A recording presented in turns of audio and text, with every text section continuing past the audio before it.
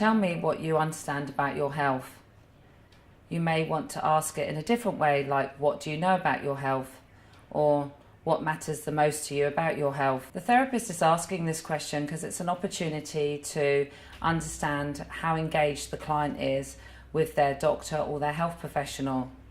It's an opportunity to set the scene to see if the client is self-managing their own medical condition. Often it's an opportunity also to see if the client is aware of the impact that their medical condition has on others around them, their family members and other health professionals involved. The health professional, it's probably just important to see if the client knows how to manage their own health. For example, would they know what to do if they had low blood pressure or if they were hypoglycemic?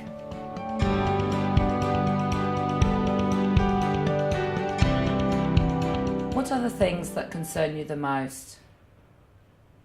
What things in your life are troubling you? What's your top priority to sort out presently? It's really important that the therapist builds a relationship with the client and understands what their priority and how their health condition is really impacting on their day-to-day life. So at this stage, it's really good to sort of start talking about goal setting and looking at things like what their overall plan is at the moment and what they want to achieve, and then looking at some of those sub-goals on how we can help as health professionals. Often the things that we think are important to work on might not be the top priority for the client. So we might be fixated on making sure that they know to stop smoking or looking at their diet, but the client, for example, might be more focused on being able to go out for a boat trip or going out to see friends, for example. So be prepared that the answer provided by the client may not be the issues that the referrer or the clinician was perceiving them to be. And remember and consider that for the client, it's important to look at things like their physical health, their psychosocial health, cognitive and mental capacity, their cultural and spiritual needs, and also their environmental needs.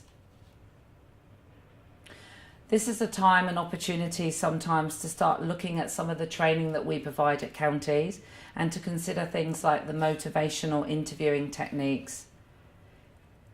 Because at this time it's the opportunity often to guide them and think through what are the most important things to the client.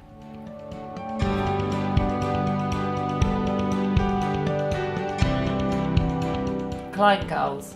It's really important that you set the goals together and also for it to be a client-centered approach. Client goals may be unrealistic, but you can actually work with the client to actually make them a realistic goal in the time frame that you'll actually be working with the client.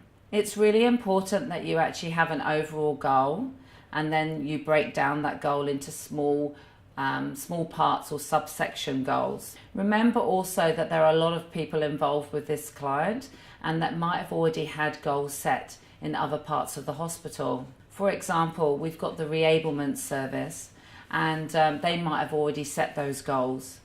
So be mindful that the goals might already be available on documentation elsewhere, for example, e-share care, and the goals might have been set already in the community with other health professional.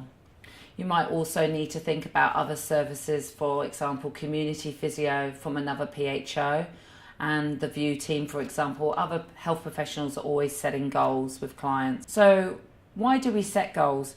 We need to look at, it gives us a sense of purpose or why we're present with the client. It also gives the client an opportunity for a sense of achievement.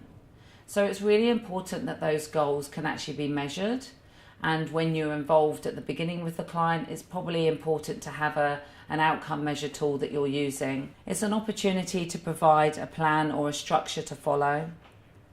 And it helps us cope with the changes in our lives.